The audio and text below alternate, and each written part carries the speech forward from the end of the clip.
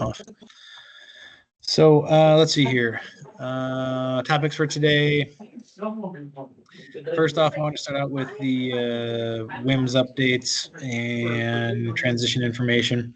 So let's see here. The WIMS yesterday was removed from, 2 days ago, Monday, was removed from FAMAuth dashboard, so no longer able to access WIMS directly that way. Again, the WXML is still available and live for those that have connections to it. Any other products that way, it's available until the 30th of this month when it will be fully decommissioned. Start of the formal transition process, I guess, is occurring, or at least the shutting down of WIMS. We did release FEMS 3.4 yesterday. There were some interruptions in the service, so I apologize for that. So what we're doing in the future is we released, part of this release was a banner that we'll be able to put notifications in there when we're doing any more future releases, or if we're seeing issues. We should put a banner up to list what's occurring, a short message on there. So I apologize, but that was just one of the pieces that we did add into this release. So you'll be notified farther in advance. I apologize that I did not get out that to the group earlier than when I did yesterday. I think everything else should be, there might be a few stations still that aren't fully recalculated from the couple of hours of missing data that they had yesterday, but I think most of them are back up and running. And I think there's only one other bug, I believe, that we interjected right now, which is in the fire danger charts. The hourly fire danger charts are not showing the future forecast. So, but we're working on getting that one fixed as well. So let's see here. As far as future development going into FEMS, we're trying to, get everything, I guess, right now, keep the transition moving forward. The next release is not going to be until probably early December timeframe, early to mid-December for FEMS, and that will be where we have the abilities to adjust the catalog settings, and then we are also hoping to have the mesonets available, ingested and available by that time. So we finally did get the contract solidified with Synoptic, or we're getting that finalized, I should say, over the next couple of weeks. But they're working on a data summarization for us from the mesonets. And so why that's taking so long, just to give everybody the background on the mesonets, is what used to happen in WIMS was those individual stations, the individual owners of the mesonet stations would put together an hourly summary of information and send in an FW13 file to WIMS, and that's what would update the mesonet. And so what we were doing as we went into the full automation system was we needed to first understand which stations are compatible and can calculate NFDR out of the systems. We have to make sure some of the stations or some of the networks are restricted, so we had to make sure we get permission for that. And then the other piece is a lot of the stations, they report on either in every 5-minute, 10-minute, 20-minute intervals. The data is not summarized into an hourly format, such as the RAWs data is. So in order to actually get the data that we need to make sure that we have the same information provided that we would and that we used to be seeing for RAWs, so that we have a max temperature, an hourly max temp, the preset for the hour, the wind speeds, when those are registered, the gust speed, and all that information needs to be calculated or determined at what time that they're going to get that and how often, and we need to get that each hour. So that information all basically needs to get summarized, and so Synoptic is working on getting us a summarized data set specific to NFDR from those networks, and then we'll be able to ingest that information and run it through the calculator to be able to provide fire danger for the mesonets. So there's a lot of background work that has to go into bringing all those networks in, which is where we have been spending a lot of our time trying to make sure that all of that information is correct and accurate, so that we won't have any, inconsistencies between a RAWS or an ASAW station that might be nearby any of those mesonet networks. Again, hoping to get those in by on the next release and producing fire danger information. We will not be getting historical information from those mesonets. We will only be calculating from January 1st of this year until current dates, and then producing, obviously observations and forecasts for that point forward. So any historical information, if anybody uses those networks, they will have to grab the historical information from one of the other sources that are available. Very similar to the other sites that we have. So any questions on mesonets, transition information, or what the next release is looking like for us?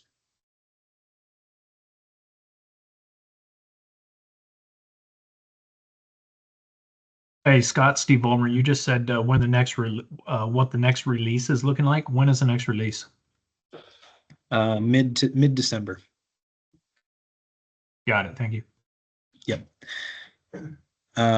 And from that point, we're trying to get a stable, making sure that we have a stable system, and being able to have really the basic functionality that we used to have inside WIMS, the best that we can. And with the implementation of what, hourly forecast and everything and hourly data looks like. So we're trying to have it so that we have, the most stable environment we can, so that this winter, when units are providing, or if they're redoing any of their bigger analysis pieces, that they would be able to start performing that information, knowing that we're not going to have any real large systemic changes occurring prior to next fire season. And so I've had a couple of conversations with folks, and we're trying hard to get some of those other pieces implemented into this release as well. I don't know exactly yet those are kind of the key pieces that we have built in, but there's a few other smaller projects, internal projects that we're trying to get done as well for data stabilization. But I don't know if those are going to get into this release or not yet. It really kind of depends on one, government shutdown, two, a lot of the other unknowns that we have with our development team, and funding constraints that we have and timing constraints that we have now. So we're working our best to do what we can around this.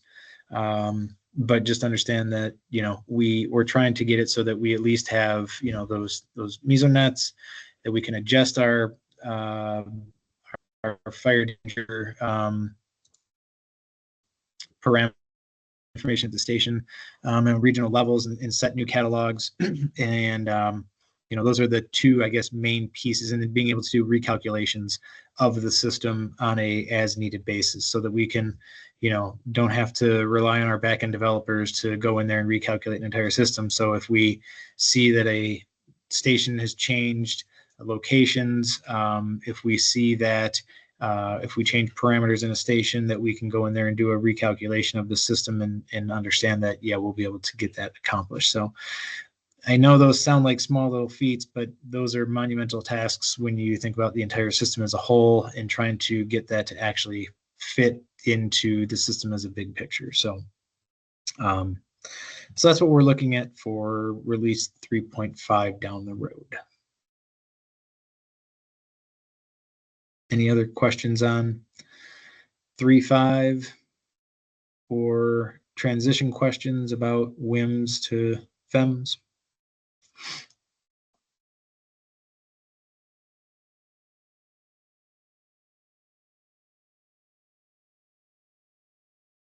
I'll try one, Scott. I might be in Hey, outer Tim. space. I haven't caught all these meetings, but FEMS will never have the ability to recreate SIGs, right? If I remember right. So what's the direction for FDOPS then? I shouldn't say never have the ability, but our local FDOPS are built off of SIGs. And so is the expectation that those will be redrawn, or the FDRA is redrawn, and the calculations done based on one RAWs in that FDRA to get the worst case scenario? No, and we don't display SIGs the way that WIMS used to display SIGs, but when you download data, you can download average station to averaged information very much, or the same way that you used to do that in WIMS. So we are calculating SIGs for everybody, or averaged fire danger outputs. It's just that you download it and it puts it into an Excel spreadsheet for them. So they can get the outputs in multiple different ways. Or in that way, it's just that you can't go to the mapping system as of yet, draw a polygon or pick individual stations, and it will, give you that average fire danger just yet. We are working on getting those capabilities within Power BI, and that's in the report section that we just released, to try and have that built in. But again, there's a lot of more bigger picture questions that need to be answered, such as to making sure that when you average two stations together, you're really averaging stations that should be averaged together. I mean, if they're ERCs or not, and trying to provide more of the analytical information that, yes, these stations should be joined together or can be, and that you're not, performing, I guess, really you're dumbing down the information or looking at, just a very limited picture by joining in too many stations at a time. So there's a lot of, I guess, bigger questions that need to be answered. But yes, we have the capability, one, that you can download the average fire danger. You can't weight it. You're going to have to weight it on your own if they want to put weights on stations. And then we are working on, again, the capabilities of being able to lasso stations or whatever through Power BI. Happening. Like I said, we just released the reports in the Power BI, and just getting the connections in the Power BI and being able to make reports like this. We have the very basic information, or like a couple of very basic reports built, but the plan is right now we're working with Enterprise to get, some specialists to help us with some of the complete visualizations with Power BI integrated in. So it's yet to come. It's just going to be different than what we used to have in WIMS. How's that? So Thank you. Yep.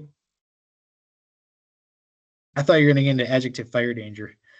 And yes, adjective fire danger is not produced in there. If you want to have that one discussion, alone. we can. So, hey, Ryan. Yes, sir. So this is just kind of a related question. We've been working with developing our various spreadsheets to automate our SIGs and fire danger calcs. There's a bounded query for the NFDRS data, but I cannot figure out a way to do a bounded query for the weather data. So is it possible, or is it planned, that there will be a 7-day bounded weather query like there is for the NFDRS data, so that we can just link to that instead of having to change the dates every time we're trying to pull weather? Or that could just be user error and inexperience on my part, but I don't know how to do that. You're looking for basically the 5-day historical and 7-day forecast, and you just want that time frame and that time period? Yeah, but it's just the weather? Yeah, because on the NFDRS side of things, right? Yep. You can use that link, and it's a bounded query that just does the forecast for the 5 days. Yes. So if I could get something like that for 7 days for weather, then our fire business calculator could be fully automated. Just every time we open it up, it would populate with what the fire danger is and what the weather is. But I may not know how to do that. That could just be an issue on my end. Thank you. Okay, good question. No, and I think you got my screen share, Ryan? Yeah, I've been talking to you. I muted myself. Yes. That's okay. Okay. Yeah, sounds good. So I think when you go in here, it should be able to. So if you do the daily and you do your CSV, you should be able to click the same thing and hit the 5 days, and that should bound it to where you need to for weather information. It should be the same. It should act the exact same as fire danger. Okay, I missed that. I didn't see that somehow I managed to miss that. So I think we're okay then. Sorry for Yep. wasting everybody's time. No, not at all. Good question. That actually brings me up to one other piece here. So this is one, I'll be trying to get this out on the portal here pretty soon. And is that coming up, the tech note? Yes. You guys still see the tech note? Okay. So we built, or I had one of our ACES managers, Lonnie, she helped me build, or she built this for us, which is really the tech note, very similar to what WIMS used to have. And it has really the API service information, and then really all the calls that you can do. And this one is particular for fire danger right now. And then it has examples of what are the available parameters to change, and then examples of each call and what those would look like. So we are going to get this out on the portal so that everybody has this tech note available as well. And then we are also building up one for weather that should hopefully help out, so you don't have to log into WIMS every time if you want to adjust your query and you're not sure what parameters, what it's supposed to look like. This will help explain like time formats and such that you can do and what possibilities are. The main pieces that we've seen is that you need to make sure that when you're requesting multiple stations that you still have the restrictions that we have applied. So right now we only have one station for greater than 1 year. Even if you go in and adjust the query, it's still, the system's not going to allow you to pull in more than that data restriction limits. We are working to get this opened up more. And right now the proposal is to have up to 5 to possibly 7 stations for the entire period of record and zipped into one time.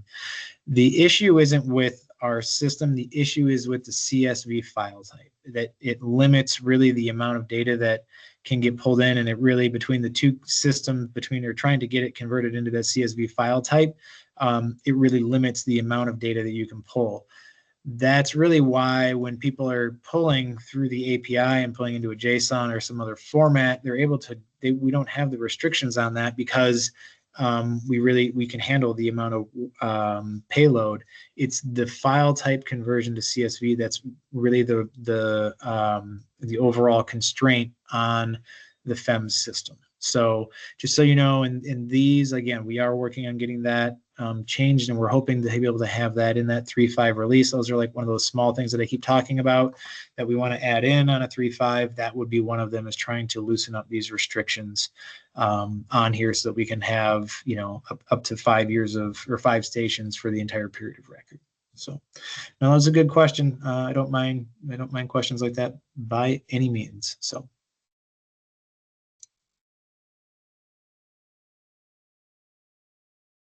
Any other questions on, I guess, transition? Found out what my mistake was. It's in the weather observation and appended forecast, and I was looking at the forecast. So that's, yep. Okay.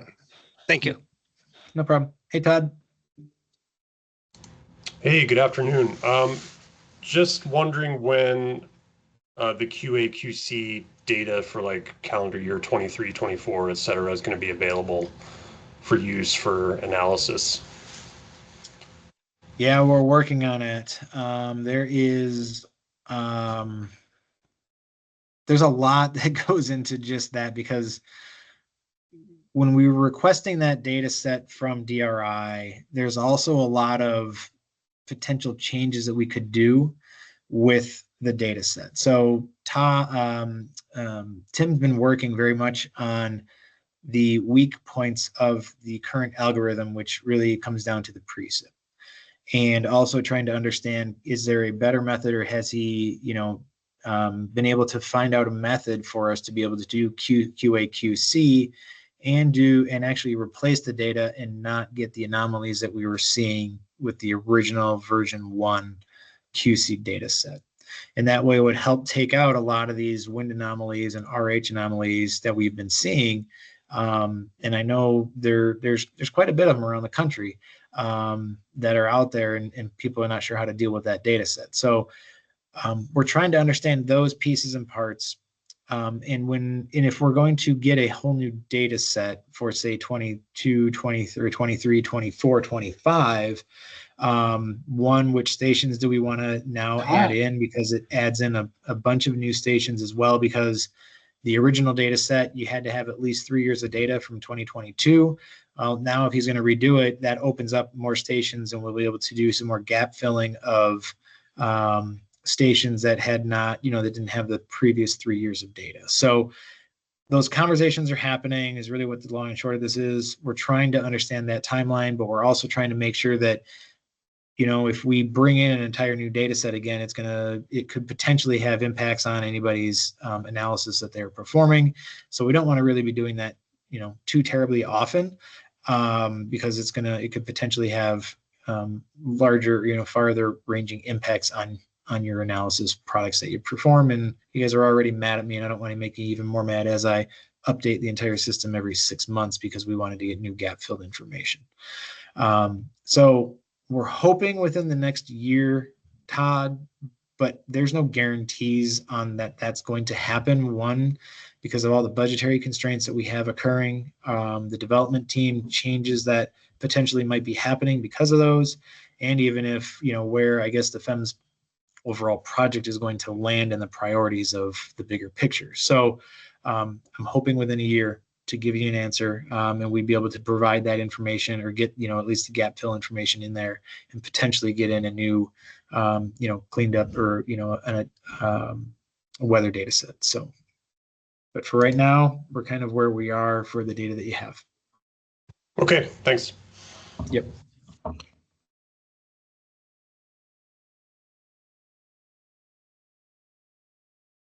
Hey, Scott, it's Carol. I had the same question, but for the potential Karen Short interagency fire history data set. Yeah, you want the fire occurrence data, don't you? Mm-hmm. Yeah, we are working on getting that fire occurrence data set. That's part of, I guess, the long-term development understanding, and really a lot of the potential within Power BI is being able to do all that analysis work with the Karen Short data. So that is on the docket for next year, is to get it in. So, but there's also, what other data sets do we bring in for states that, or for other entities that don't utilize, don't have that data set, so or aren't part of that data set. So we hope to have it in. Amen. Thank you. Yep.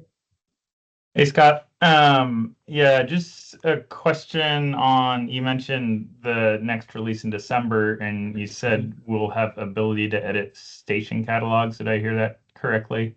So we're going to allow admins at this point to be able to make those changes. So we are it's going to be very limited who can do that. But again, as you have changes, reach out to us, reach out to myself, Travis, or Cheryl for now, and we can get those changes that you want added in.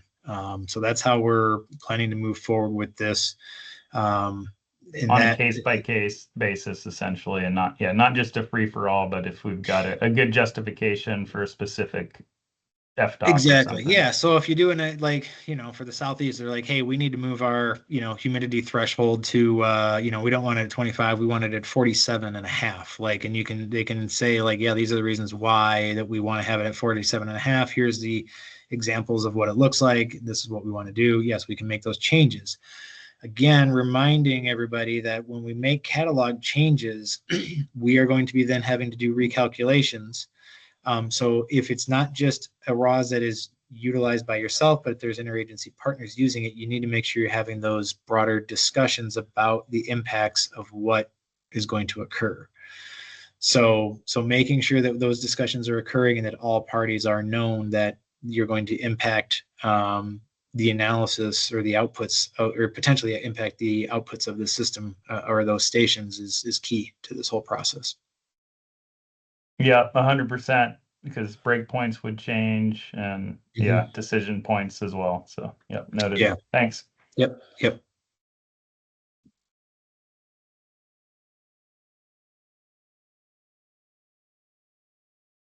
All right, I'm going to go over a couple other topics, I guess, that have been brought up over the past couple of weeks, months to me, and kind of seem to be just overall arching topics. I thought like I'd covered them, but I'm going to go over them again just to make sure that, you know, everybody's clear on it. So remember that when we develop FEMS, there is no connection to WIMS whatsoever. We didn't bring in any data over. We didn't bring any weather over from WIMS. If you did data manipulation inside WIMS, it was all left over there. All of that historical information is in the data warehouse. If you want it, it is there available. But we did not bring in, like, if you change, you know, RH values or any of your weather inputs or any of that stuff, none of that came over with when we developed FEMS. The two systems did not touch in any way, shape, or form. The only real, I mean, we looked at the database information and what stations we could bring, and that was about it. And then we just brought over some of the WIMS IDs for stations. But other than that, there was nothing of like, hey, yeah, this station was in here, and you know, or this data was in here. Why is it not in FEMS? It's because they never connected. And there's multiple pieces and parts to that, especially like when you talk about, hey, why is the station that I had in WIMS not showing? There could be multiple reasons, because, you know, one, it could be the station type wasn't what we were bringing in at the time. Some of them we really brought in type 4 stations, type 6 stations. And we did not look at a lot of the other stations over to bring into. And so we continue to look at some of that stuff, but there was a lot of that of why stations didn't get brought over, or some stations didn't get brought over. Why a station that was in existence in, say, 2000 or 2021, it only has history now back to, you know, March 30th of this year.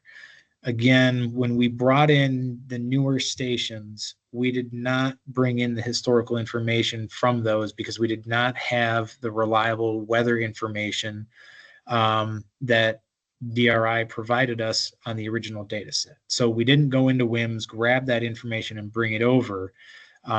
We just started from new and started calculating from that point going forward. If you want to do analysis or utilize that station's history, you can bring in that station information or that weather history from the data warehouse or wherever, if you have it, and do any types of ratings. But again, if it didn't have, at this point, it doesn't have the 10 years of data anyways, so we really shouldn't be utilizing that inside any analysis products.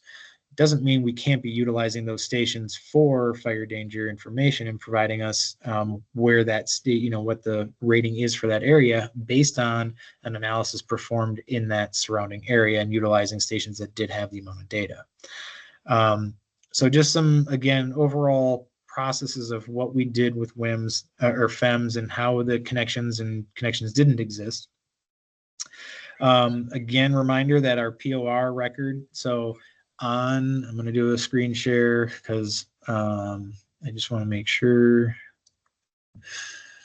everybody sees this. So we redid the portal a couple of weeks ago, and you'll see now that we have some different accordions down here. We have FEMS data sets and information.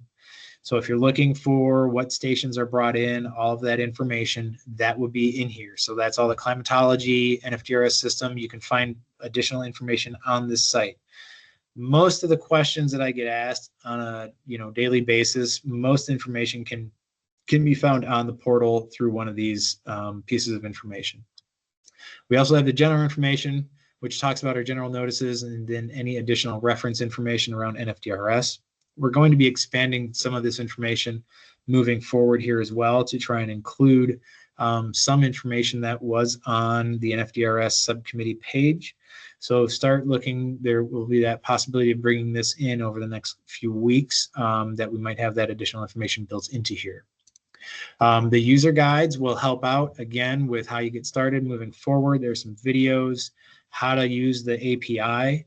And while I'm on the API question, FAMAuth does not yet have the availability to request access for that. So they are, I think in October, they are going to be having a new update. Well, they will be able to request access to a particular product or a role within a application. Until that time, shoot me an email and we can grant you access to the FEMS API if you're needing that information. But this has all the user guide on how to do this.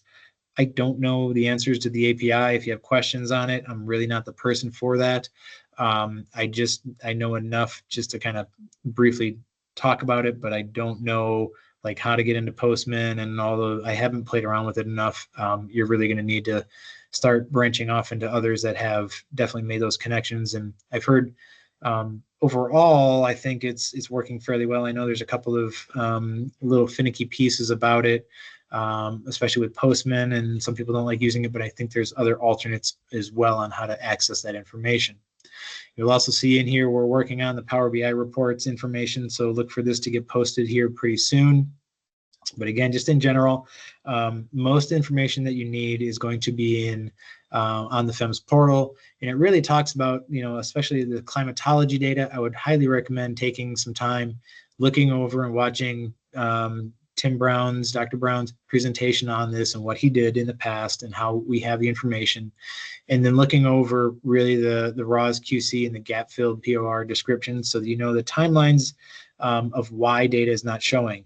The other question I get fairly often is, hey, I'm downloading an FW21 and I'm not getting anything for this RAWS station. This will help explain if that's happening, but also if you get into the RAWS data, the master station list has on here what stations were included in the period of record and which stations weren't, and then what ASOS stations are included. So this will help answer those questions. If you're not getting an FW21, which you should be getting an FW21 for everything, it just might not go back to 2005, but it'll go back to, the big March 30th of this year, basically, if that station was not included in the POR. Let's see. So that was kind of, let's see, that time's available. That's API. The only other piece that I really wanted to kind of touch on is observations, and you'll see now in the, I guess I'm just going to do real quick update. You can see now that we got rid of all of the clicks up top. The tabs are gone. That was because it was going to be a limiting factor as we continued development. We were only going to be able to do so much. So everything's over in the hamburger now. You gotta navigate to the site this way. I often get questions from users on when do we get the observations? When do observations come in? And remember that FEMS is built off of an hourly system. So observations are coming in every 15 to 20 minutes. We get a fresh new ingest of information from all the RAWs that have reported during the previous 20 minutes. We then calculate fire danger if it was during that time frame, and then we post the information right away. So observations are coming in continually into our system. You don't have to wait to watch and see when an observation is for that hour. It's fairly simple to look and see when that is, and you can easily tell on each station. It will tell you what hour or observation time that would be. So this would be the 9 o'clock period, but that station comes in at 8:43 Pacific time every day. And so that's every hour, 43 past the hour. So this station, if I want to be able to wait, I know that it's going to come in right around the top of the hour each time. And I know I should be getting a new hourly weather ingest at that time, as well as a new hourly fire danger output at that time as well. So that's for fire weather and fire danger. So for the hourly fire information. And you can see that as you go over to fire danger, it should be as well the same thing. When I look at this, I will be able to see when my hourly observations are as I move forward. And then I should be able to see the forecast information going forward, which again is on here. When you look at the legend, you should be able to see if they're diamonds, they're forecasts. The other way to look at that is, if you watch our videos, you'll be able to see this, but you can see that they are dotted lines as opposed to solid lines. The dotted lines are forecast information. So you'll be able to see what the hourly forecast is for fire danger in here. So you don't have to wait like we did in FEMS in order to get what your hourly or what an observation is for fire danger. Now, as we go to daily max is only updated once a day, and this is around midnight midnight, I think it's midnight Eastern that it's actually running. And so this information, or I'm sorry, it summarizes the data at midnight local station time. So it will take all that information. So so it will give you the hourly max value for the 24-hour period previous to that. So if I'm looking at daily values for today, you will see that everything is a diamond, everything is a forecast. This is important to know, especially when I start looking at weather information and I go to daily summary. I am seeing, and I go to precip. This is a forecasted precip total for this 24-hour period. This is not what stations are seeing for today. So if I want to look at what a station has received today, I need to make sure that I switch over to the hourly information. If I use daily summary for today, I will only be seeing the forecasted information. Now, if I want to see what the daily summary was for yesterday, I can do that, and you will see these all switch to the circles, which is an observation. So there's been a lot of confusion about that as well, that people are not, they're looking at the daily summary for today and thinking that it updates every hour, and that we know what the sum is. It doesn't. It runs the forecast for the full day today.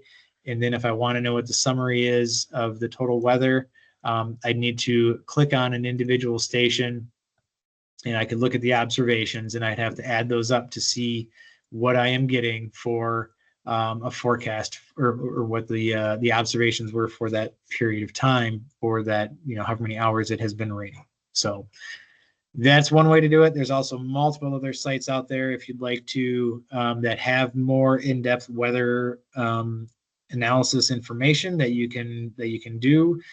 We just built, again, what was needed for fire danger, and described that and built that into the basis of FEMS right now. Again, getting into what we could eventually do. Yes, there's a lot of opportunities. We don't know if we're going to get there and when that's going to be, because we have a lot of other priorities happening. So, questions on that?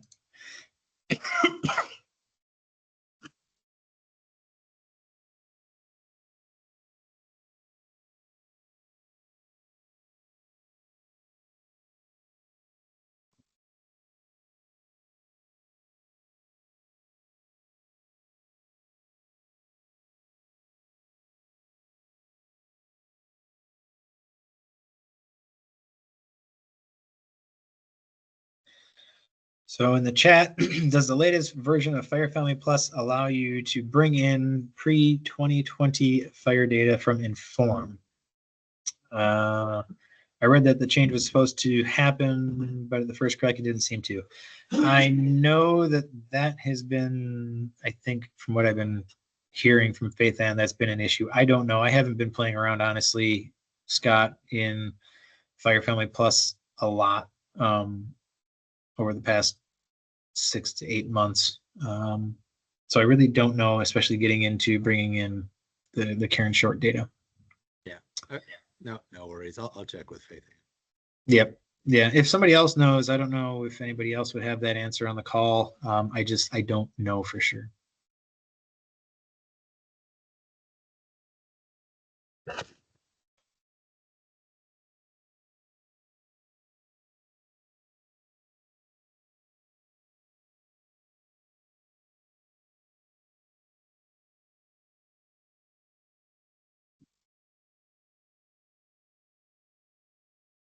Okay, Mark. Yeah. So how is the fire danger flag being evaluated? So yes, we used to have on here the fire danger flag, and it was determining if it was considered a quality data or not moving forward. So we did remove that piece, or we at least hit it for now. It is still one that we want to work to get implemented if it's considered quality reading for NFDR information or not. How is it determined? Is that one, the original piece of this is if it was missing anywhere from 1 to 23 hours of a NFDR calculation, that it would flag it as a quality control check for the following 24 hours. And then the flag was supposed to turn off. If the system recognized that it was not getting information for more than, I want to say it was 3 days that we had, then the system would restart in the, I'm sorry, if it was more than 24 hours, the flag would be on for 30 days. And then after, I believe, 3 days, the system would reset. So being that it would go to the original startup values and start calculating on, and then again, it would be, that flag would be on for 30 days until the system reacclimated. So there are some complications to it. You need just even, I don't know if anybody even followed what I was trying to get to, but we had to turn it off because it was just on too much. The system wasn't really reading the way that we were hoping they had planned. So it's going to be back up to the user to make sure they're looking at the data and seeing if it's missing observations or not. Yeah, thanks, Scott. That's pretty much what I thought was the case. It's all going to be to the users to make sure they're checking their stations frequently, because you lose data and it's going to cause problems. So thanks. Yeah, correct. And we will get, like I said, we do plan to automate that again and having those flags visible for users, very much like we have when there's missing information.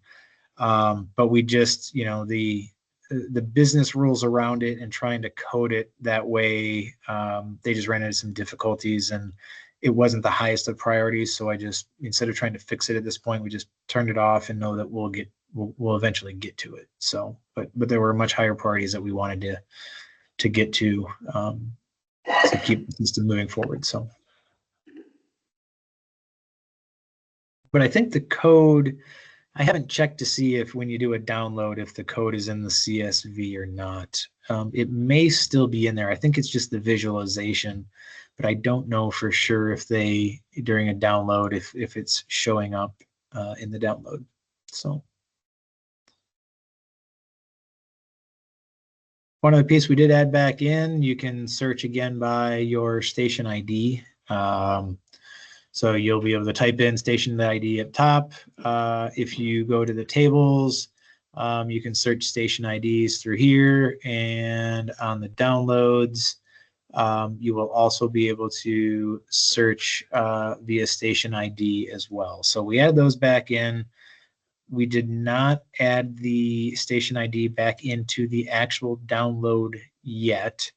That was based on the feedback of there's too much transition happening. Can we hold off on doing that because it's going to break a lot of spreadsheets? And so we are going to hold off on doing the station ID until the December release, when it will be added back into the spreadsheets. And so that when you download it, you'll start seeing those as well, but that'll be the December release. Yes, Alan. Scott, I apologize if I missed this, but it looks like the ext dash has been added to the get data URLs. Do you know how long the old version of that get data URL is going to work? Forever. Forever? Okay, sweet. Now, yes, I would recommend switching to the ext. And that's all you have to do is add that in. But if you don't, it's okay. Okay. So this is what we added back in July when we added the read-only database. We just changed this year so that when you click on the copy data link now, it links into the read-only database, which is also one of the things that helps us out get system so that we'll be able to download a little bit more. So that's really one of the pieces that, yes, we have the two databases. It's a read-only and our production database. Even though you can't do any write information into any production database, even I don't have access to that. But we just didn't want to have people really reading directly into that in case there was any malicious intent. And so the EXT is just our external database is what it is, and it's just a read-only database. So. Grazie. Not a problem. Good question. Thank you for noticing that. I forgot to bring that one up. So, but yeah, the other ones will still work. We're not gonna turn those off on you.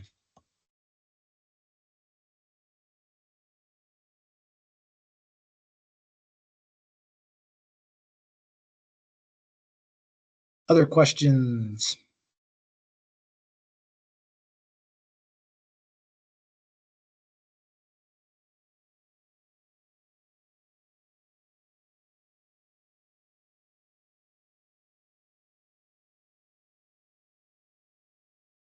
Yes, Stephen. Yeah, in regards to training, have you been approached by anyone on the 491 or 591 cadres to incorporate all this data and new information and applications into those training classes? Yeah, I've been working. Well, we were working with 491 to get a lot of the basis information in there. A lot of that was, well, let's see here. Since that course had kind of been starting to get, cleaned up and rewritten. Yeah, I worked with, Michael on quite a bit of that information and the changes that were occurring. And I think they've captured most of the information in the new revision that they're working on, as far as how everything works. And I know Faith Ann was working off of the Fire Family Plus database, the version 2 or version 3 database, so that she has the same outputs and getting all new, the pre-coursework and the coursework itself to line up with the FEMS information as well, so that those two systems, that the training lined out with the new information. So we had been working pretty heavily on that since it's been postponed a little bit. And I haven't had as much communication with them, but I think they've gathered most of the information that they need at this point. So, but I know that you guys are putting on a course. If there's certain questions you guys have, definitely reach out to me. Or you guys are doing what, January, correct? Yeah, we're looking at the week of January 26th. So, Okay. yeah, I if you think want some help, everything's. I can probably see if I can schedule it out that way if you guys are looking for help as well. So Yeah, I'll pass that along to the group. I know. I think everybody, like you said, is moving right along with the inputs for 491, and just kind of curious. We haven't heard, or I haven't heard any scuttle on another 591 class since it was canceled a year and a half ago. yeah, and I haven't heard anything on that one yet either. So yeah, I know there's some definite questions about that one. So.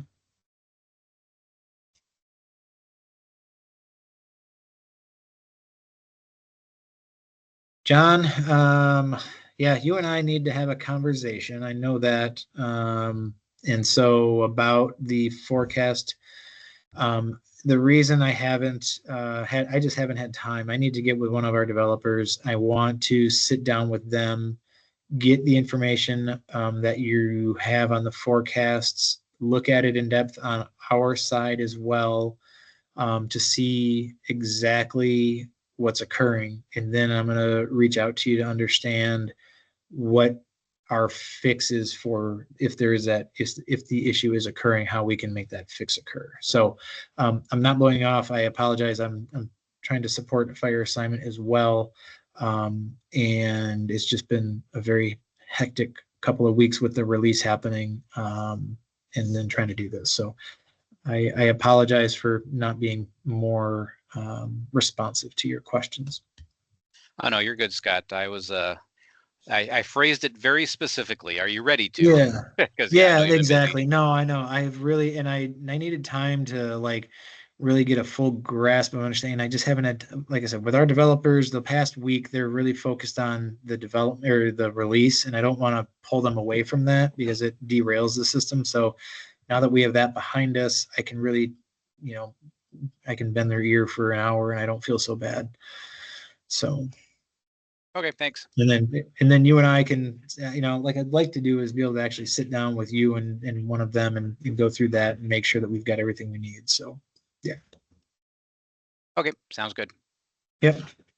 Jamie, you put on here a few questions about the older SIG ROS selector tool locally. It would be great to have a new version of this, fresh data and new stations. Is there a plan to do that? So what we plan to do, Jamie, is this is one of the discussions again with Faith Ann, kind of as well, not just kind of, but is with Faith Ann. In the reports part of FEMS now, we have the ability, actually, I'm going to go back one. When you look at our station information, we have the abilities now in here to have maps. This map is not bringing up right now, and that's again part of trying to get the integration, the two things to connect.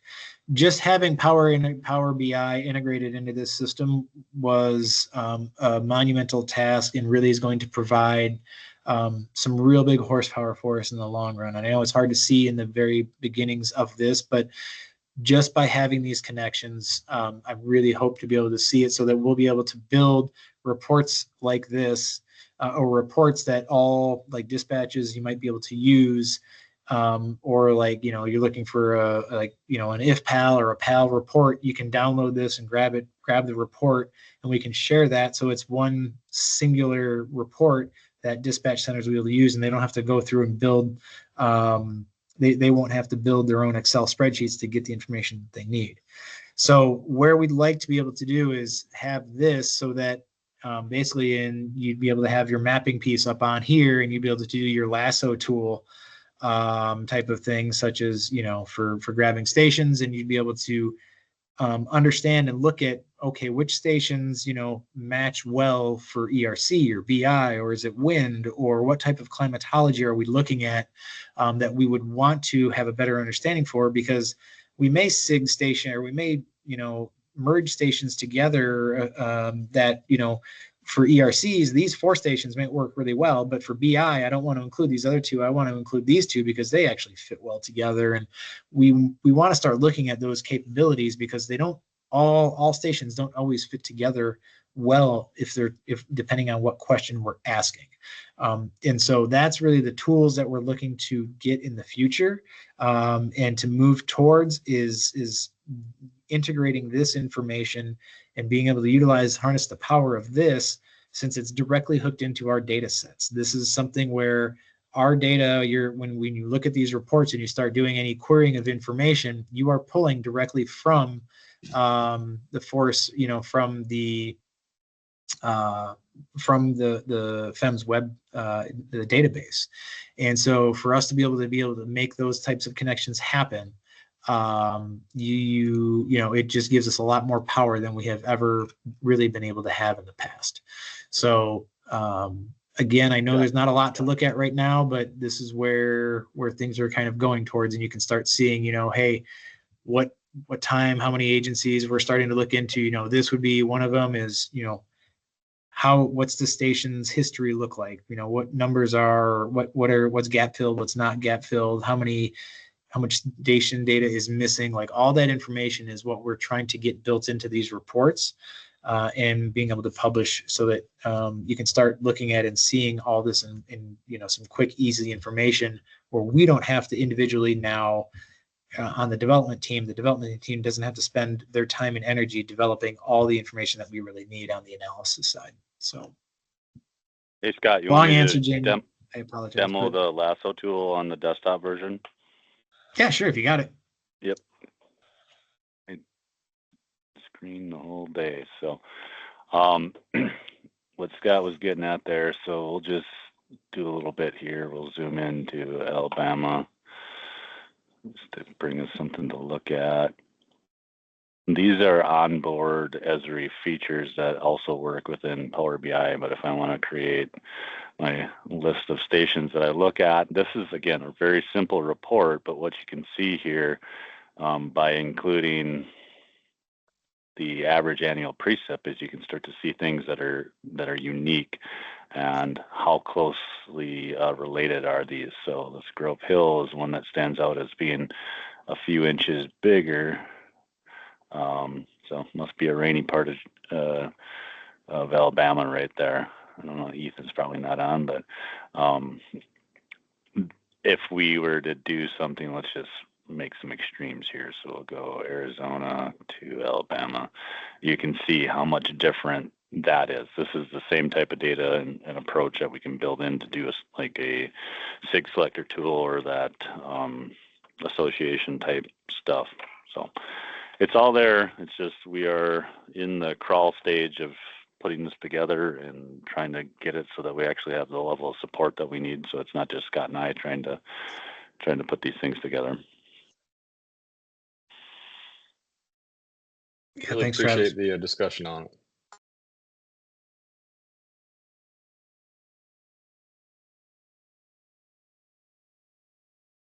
Yeah, there's a lot of capabilities within this program that we'll be able to do and make that we just, that really are going to, I think, bring us to really some more advanced analysis. Like instead of having, area under the curve, we've all talked about doing area under the curve for fire danger information. Well, this is something that we can easily do within Power BI, and you'll be able to see it for all stations, and you don't have to sit and worry about, programming it in through Python or any other way. We'll be able to make those types of that information, and when we get there, right here, very handily for you.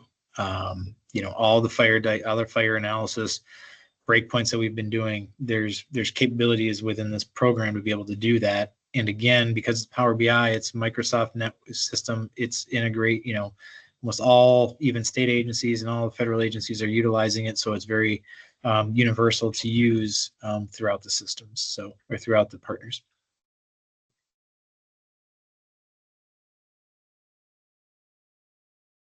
So any other final questions or comments? I know we only got a couple minutes left here, so. I see Turner's filling in for the information on that ROS down there. Yeah, exactly. Rain with a Should've name. known he was on.